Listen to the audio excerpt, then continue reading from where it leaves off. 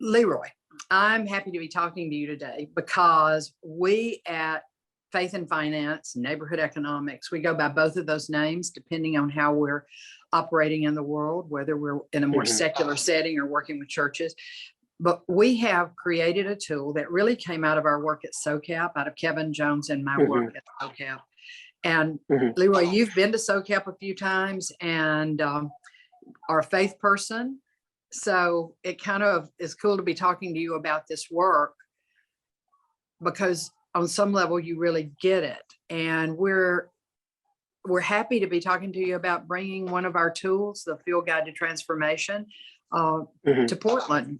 And I'm curious what kind of questions you might have about what the Field Guide can do for churches there or for organizations in the Portland area.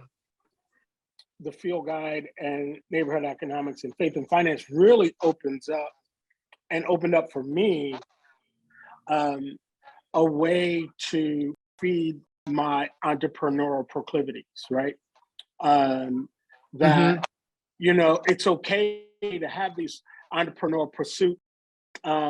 This is theologically sound. This is needed. The creativity that comes from how you meet a market, supply those needs, right?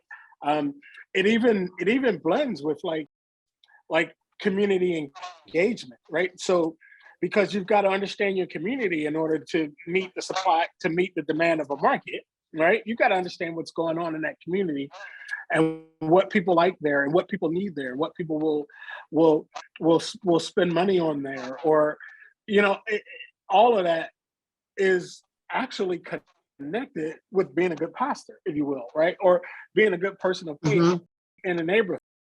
And so I feel like the Field Guide gives pastors permission to do that and be involved in that work.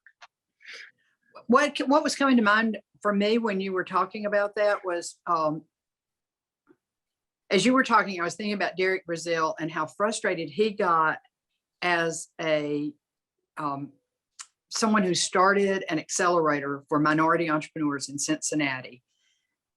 As he looked around, and he would come to SOCAP, and SOCAP would be full of entrepreneurs, full of white boy entrepreneurs, if you will, who had this friends and family round, and that he would see his peers, African-American and women, minority entrepreneurs, not be able to access the same kind of capital that through this friends and family round. And there was something so inspirational to me about where ideas come from.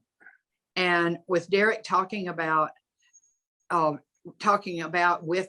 me and with me over 4 or 5 years about the different kinds of entrepreneurs that come when you take the need for fundraising away, when you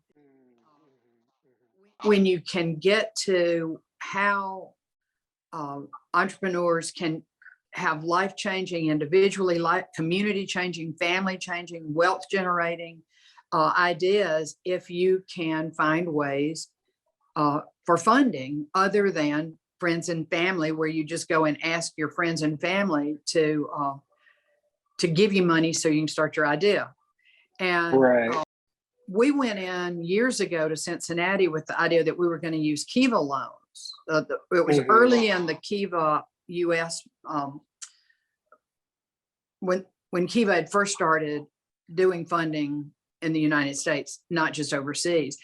And in order to get a Kiva loan, I think you have to have 25 people who are willing to or able to give you $25 a month for a year or something like that. And in the communities where Mortar was operating, where Christ Church Cathedral was operating, where the entrepreneurs didn't have 25 people who could give them $25 a month. And that just shocked me.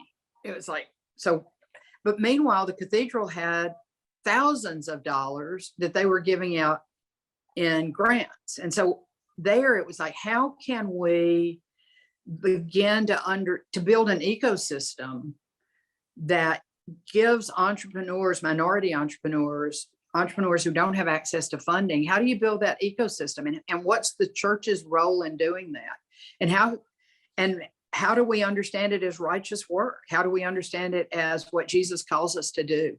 And through that relationship with Mortar and with Derek and with the Episcopal Cathedral there in Cincinnati, we started to see an ecosystem that brings business together, that brings philanthropy together, that brings people of faith together with the entrepreneurs to do this amazing work.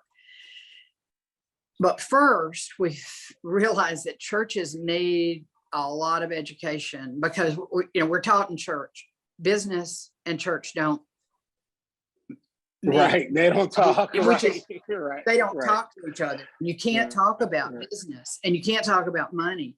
So the field guide's kind of it's both a workbook and a community where people of faith come together and work through the theological implications of actually talking about business, getting engaged in business, changing people's lives for good, using sound business principles. And we've been really excited to see some big changes happen for people of faith as they begin to think about and talk about this work in a different way.